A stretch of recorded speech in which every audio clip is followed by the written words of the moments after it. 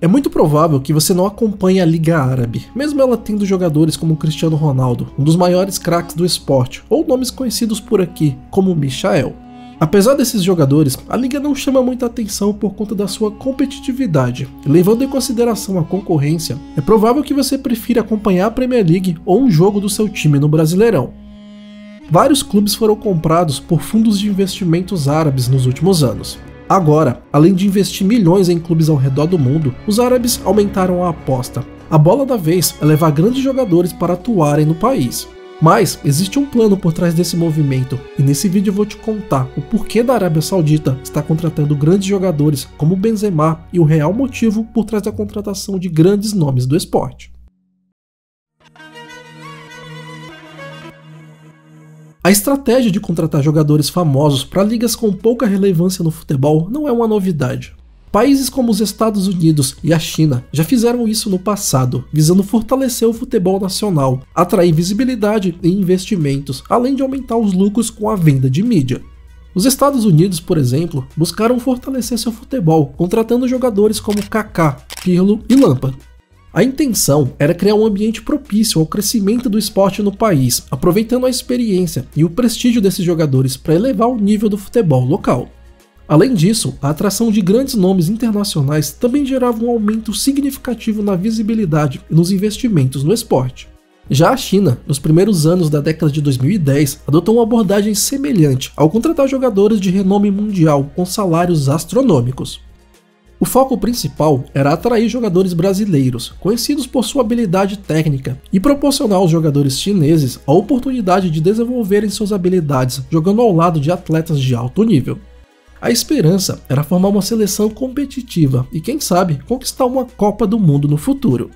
Seguindo esse exemplo, outros países tentaram fazer o mesmo, contratar jogadores de impacto. Mas os países do Golfo Pérsico, países como Catar, Emirados Árabes e Arábia Saudita, elevaram o nível para outro patamar. Os países do Golfo desempenham um papel importante na economia mundial devido à exportação do seu principal produto, o petróleo. No entanto, eles têm buscado diversificar suas economias e reduzir a dependência de combustíveis fósseis, especialmente em meio aos debates sobre a transição energética e o aumento das energias renováveis. Uma estratégia adotada por esses países tem sido o investimento na infraestrutura esportiva e a contratação de renomados profissionais do esporte, como o Zagallo, que já foi técnico da Arábia Saudita. A partir dos anos 2000, os países do Golfo aumentaram sua exposição ao futebol, reconhecendo seu potencial em termos de popularidade e alcance global. No caso específico da Arábia Saudita, o Ministério dos Esportes deles anunciou um ambicioso projeto de investimento e privatização de clubes esportivos. Nesse projeto, o governo saudita adquiriu 4 dos 5 maiores campeões nacionais de futebol profissional do país: o Al Hilal, o Al Nassr, o Al Ittihad e o Al Ahly. Segundo o levantamento do colunista do jornal O Globo, Rodrigo Capello, a maior parte das receitas dos clubes sauditas vem de subsídio direto do Estado e por injeções financeiras feitas pelos seus dirigentes e outros empresários locais, esses quase sempre ligados ao regime central.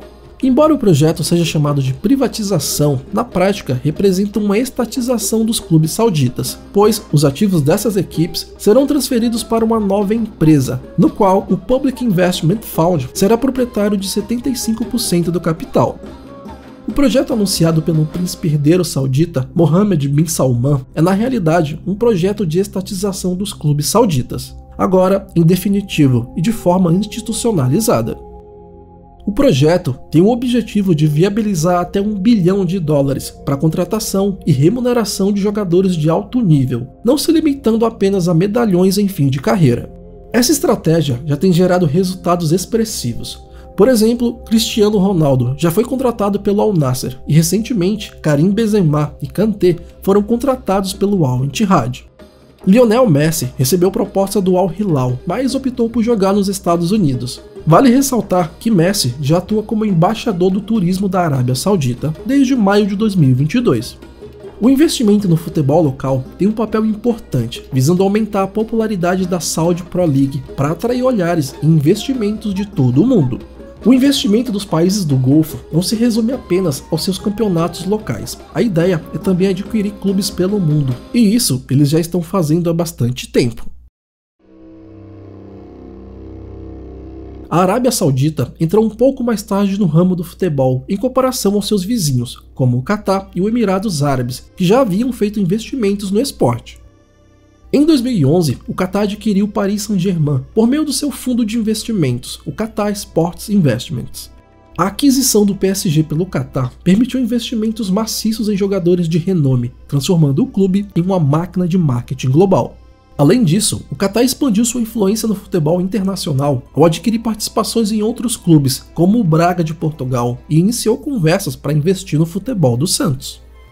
Os Emirados Árabes Unidos também chamou a atenção do mundo esportivo ao estabelecer o City Football Group. Em 2008, essa empresa adquiriu o Manchester City, transformando o time em uma das principais forças do futebol europeu. O grupo possui mais de 10 clubes ao redor do mundo, incluindo equipes brasileiras como o Bahia. Além de investir diretamente em clubes, os países do Golfo Pérsico também usam o patrocínio esportivo como uma forma de expandir suas marcas globalmente. A Emirates, por exemplo, é o patrocinador master de clubes de destaque, como Real Madrid, Arsenal e Milan. Esses investimentos no futebol fazem parte de uma estratégia maior dos países do Golfo Pérsico para aumentar sua visibilidade global e fortalecer suas relações diplomáticas e comerciais. A Copa do Mundo de 2022, realizada no Catar, foi um marco nessa estratégia, com o país investindo pesadamente em infraestrutura esportiva e buscando se tornar um centro de referência no esporte. Outra demonstração do interesse crescente desses países no futebol é a vinda da Supercopa da Espanha para a Arábia Saudita, que vai sediar o torneio até 2029. Essa parceria visa promover o futebol e impulsionar o turismo e os negócios no país. No caso específico da Arábia Saudita, o príncipe Mohammed bin Salman lançou o programa Vision 2030, um ambicioso projeto de desenvolvimento que visa diversificar a economia do país e reduzir sua dependência do petróleo. O futebol se tornou uma das prioridades de investimento dentro desse programa. A compra do Newcastle marcou a entrada oficial da Arábia Saudita no cenário do futebol global. Além do investimento em clubes pelo mundo, a Arábia Saudita tem outros planos que vão além de apenas comprar clubes de futebol. A compra do Newcastle pela Arábia Saudita enfrentou um longo processo de aprovação pela Premier League, devido a debates sobre a verdadeira propriedade do clube, se pertencia à monarquia saudita ou o fundo de investimento do país. No entanto, a transação foi concluída.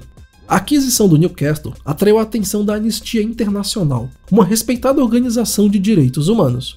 A organização denunciou essa transação como a prática de sport washing, que é quando o esporte é utilizado para melhorar a imagem de um país internacionalmente, com o intuito de minimizar os abusos contra os direitos humanos e outros problemas sociais que ocorrem nesses países.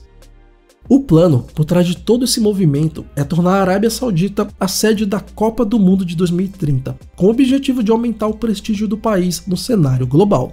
A Arábia Saudita almeja sediar o maior evento do futebol mundial, como forma de conquistar reconhecimento internacional e fortalecer sua imagem pelo mundo. A estratégia dos países árabes é capitalizar o esporte como um todo, desenvolvendo paixões nacionais, alcançando uma maior relevância internacional e alavancando oportunidades de negócios. Com a presença de renomados jogadores atuando no país e o aumento da audiência, a Arábia Saudita tem a expectativa de atrair patrocinadores e investimentos externos. Isso consolidaria o plano e aumentaria significativamente as chances de sediar a Copa do Mundo de 2030. E você, o que acha desses movimentos da Arábia Saudita? Deixa aqui nos comentários. Agora, se você quer saber como o Flamengo deixou de ser um clube falido para se tornar um clube que fatura na casa do bilhão, clica no vídeo que está aparecendo na sua tela que eu te encontro lá em alguns instantes.